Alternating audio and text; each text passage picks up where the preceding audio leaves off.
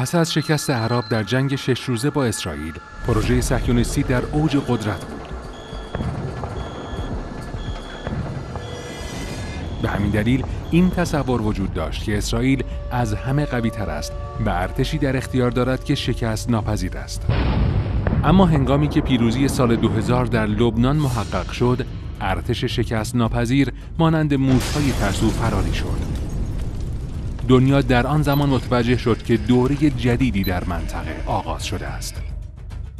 حزب الله به خوبی می‌دانست که اسرائیل این شکست را تحمل نخواهد کرد و به دنبال واکنش خواهد بود. به همین دلیل در سال 2006 و درست قبل از آغاز جنگ ژوئیه، حزب الله برآوردی از نحوه پیشرفت این جنگ در صورت آغاز آن داشت و خود را آماده کرده بود. هر اندازه که جنگ 33 روزه پیش می‌رفت، همان راهکارهای پیش‌بینی شده از قبل درست از آب در می‌آمد.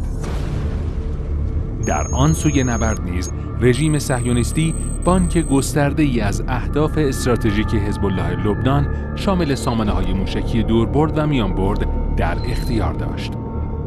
اما بعد از تحرکاتی که منجر به وقوع جنگ شد، مشخص شد که حزب الله طرح ویژه‌ای برای حفظ حداکثری توان موشکی خود داشته.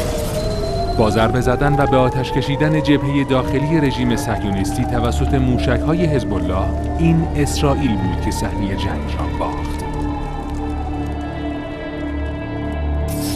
مغز متفکر و رهبر تمامی این اتفاقات کسی بود که هدف اول ترورهای اسرائیل بود.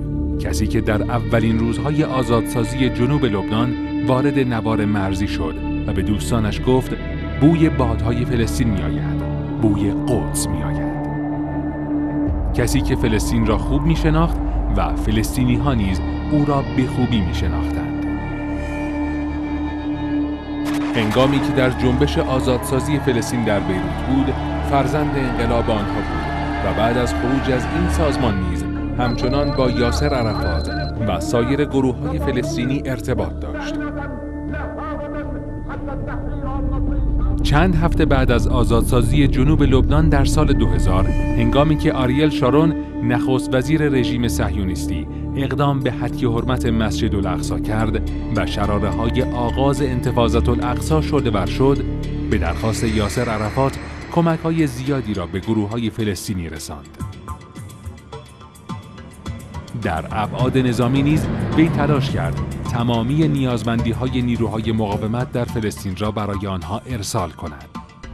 در ابتدا سیدی‌هایی را برای آنها فرستاد که نحوه تولید بمب از مواد ابتدایی را آموزش می‌داد. او اولین کسی بود که ایده وارد کردن سلاح از خارج فلسطین به نوار غزه را مطرح کرد. ایده‌ای که به صورت یک تجربه با ارسال سلاح‌های سبک آغاز شد و در ادامه کار به انتقال موشک‌های دوربرد به غزه نیز رسید. در ابعاد تبلیغاتی و هنری، آرشیوی از سروده‌های قدیمی انقلابی فلسطین را تهیه کرد و از شبکه المنار آنها را پخش کرد. پس از آزادسازی غزه از طریق یکی از تونل‌های موجود بین رفح و غزه به این منطقه رفت و با فرماندهان مقاومت و عناصر فعال در حفر تونل‌ها در نوار غزه دیدار داشت. از کارگاه‌های تولید موشک و نحوه کمین‌های آنها اطلاع پیدا کرد و تأکید داشت که مقاومت غزه باید از حد مین‌های دستساز و کلاشنیکوف بالاتر برود. وی می‌گفت ما باید منظومه‌ای بازدارنده در اختیار داشته باشیم که دشمن اسرائیلی بعد از آن احساس کند به صورت مجانی و تفریحی نمی‌تواند غزه را اشغال کند.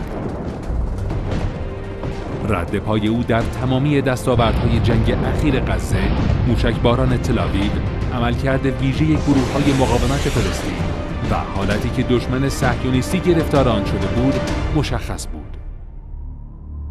عماد مغنیه خالق تاریخ جدید در منطقه است. او مرحله جدیدی را آغاز کرد که در آن مهم نبود اسرائیل چه میگوید یا چه میکند، بلکه مهم این است که مقاومت چه میگوید و چه میکند. نام عماد مغنیه همچنان به صورت یک شبح صهیونیست‌ها را در همه جا تعقیب خواهد کرد و جنگ فراگیر با دشمن اسرائیلی همچنان ادامه خواهد یافت.